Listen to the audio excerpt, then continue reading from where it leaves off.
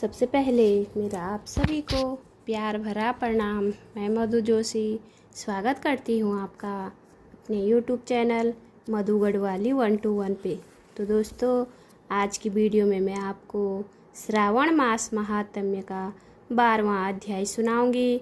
आप भी मेरे साथ श्रावण मास महात्म्य का 12वां अध्याय ध्यानपूर्वक और पूरा ज़रूर सुनिएगा। 12वें अध्याय में तृतीया व्रत शुक्ल पक्ष का वर्णन किया गया है। भगवान शंकर सनत कुमार से बोले, अब तुम श्रावण शुक्ल तृतीया तिथि को किए जाने वाला स्वर्ण गौरी व्रत सुनो। उस दिन प्रातःकाल स्नान करके 16 उपचार से भगवान शिव एवं माता गौरी की इस प्रकार पूजा करनी चाहिए। हे देवादिदेव, मेरे द्वारा दी गई पूजा को आप स्वीकार करें। गौरी माता के व्रत की पूर्ति के लिए 16 बयाने दंपतियों को देकर कहना चाहिए, मैं माता गौरी के तीर्थ तथा व्रत पूर्ति के लिए उत्तम ब्राह्मण दंपतियों को बयाना देता हूँ। चावल के आटे से निर्मित 16 पकवान बांस की 16 टोकरियों में रखकर उन पर वस्त्र रखकर सपत्नी 16 ब्राह्मणों को बुलाकर निवेदन करें। मैं व्रत की संपूर्णता और फल प्राप्ति के लिए यह बयाना देता हूँ। अलंकार आदि से संपन्न पतिव्रत धर्मयुक्त शोभन सुवासिनी, इसे आप स्वीकार करें। इस प्रकार 16, 8, 4 या 1 वर्ष व्रत करके उद्यापन करना चाहिए। पूजा की समाप्ति पर कथा श्रवण कर व्यास जी का पूजन करना चाहिए। सनत कुमार भगवान शंकर से बोले, हे प्रभु, इस व्रत को सबसे पहले किसने किया? इसका क्या महात्म्य है? उद्यापन की विधि क्या है? इसको जानने की मेरी तीव्र इच्छा हो रही है। भगवान भोलेनाथ ने कहा, हे ब्रह्मा पुत्र सनत कुमार, मैं तुम्हारी जिज्ञासा अवश्य पूरी करूँगा। प्राचीन काल में सरस्वती नदी के तट पर सुवीला महानगरी थी। उसके राजा का नाम चंद्रप्रभा था। उसकी महादेवी और विशाला नाम की 2 रूप और लावण्य युक्त पत्नियां थी। राजा चंद्रप्रभा महादेवी रानी को अधिक प्यार करता था। राजा उस पर अपनी जान छिड़कता था। एक दिन राजा शिकार खेलने के लिए वन में गया। वहाँ उसने शार्दूल सिंह, 12 अरना भैंसे, हाथी आदि का शिकार किया। अब राजा को प्यास व्याकुल करने लगी। राजा वन में पानी के लिए इधर उधर घूमने लगा। घूमते हुए वह एक तालाब पर पहुंचा। उसने तालाब के जल से अपनी प्यास बुझाई। पानी पीने के बाद राजा ने इधर उधर देखा तो उसने देखा कि तालाब के किनारे कुछ अप्सराएं गौरी की पूजा कर रही हैं। राजा ने उससे पूछा, आप किसकी पूजा कर रही हैं? अप्सराओं ने उत्तर दिया, हम स्वर्ण गौरी का पूजन कर रहे हैं। राजा ने फिर पूछा, देवियों, इस व्रत को करने की विधि एवं व्रत का क्या फल मिलता है? बताने की कृपा करें।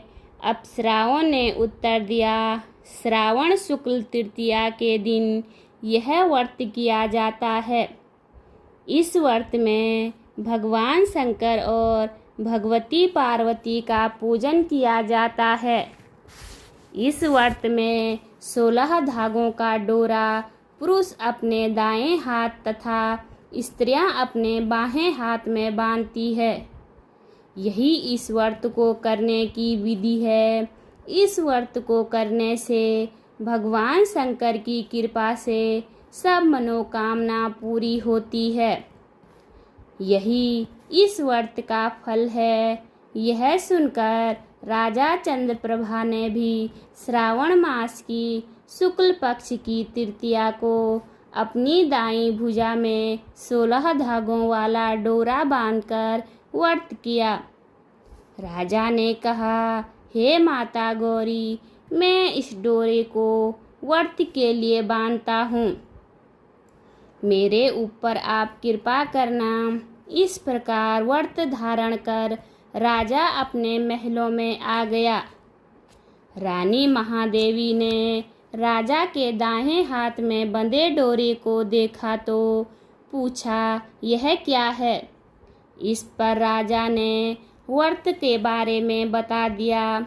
इस पर रानी क्रोध में भर गई और राजा के हाथ में बंधे डोरे को तोड़कर एक सूखे पेड़ पर फेंक दिया। राजा ने रानी से कहा, ऐसा कर तुमने अच्छा नहीं किया है, यह तुमने माता गौरी का अपमान किया है। इधर राजा की दूसरी रानी ने देखा कि सूखा पेड़ डोरे के प्रभाव से हरा भरा हो गया है। छोटी रानी ने उस डोरे को अपनी बाईं भुजा में बांध लिया। ऐसा करने से छोटी रानी डोरे के प्रभाव से राजा की सर्वाधिक प्रिय हो गई। इधर बड़ी रानी व्रत का अपमान करने से राजा द्वारा त्याग देने के कारण दुखी होकर वन में चली गई। वन में वह महादेवी का ध्यान कर पवित्र मुनियों के आश्रमों में ठहरी। परंतु मुनियों ने उसे देखकर कहा, अरे पिचासनी, यहाँ से चली जा। राजा और मुनियों द्वारा तिरस्कृत रानी महादेवी घोर जंगल में घूमती हुई थक कर एक जगह बैठ गई। वह गौरी का स्मरण कर पश्चाताप के आंसू बहाने लगी। रानी को दुखी देखकर देवी को उस पर दया आ गई और उसे दर्शन दिए। रानी ने देवी को दंडवत प्रणाम किया और उनकी स्तुति करने लगी। हे देवी, आपकी जय हो, आपको बारंबार नमस्कार है। हे भक्त वरप्रद, आपकी जय हो। हे मंगले मंगल रूपे, आपकी जय हो। इस प्रकार भक्ति के द्वारा देवी से वर प्राप्त करके बड़ी रानी ने गौरी अर्चन करके व्रत किया।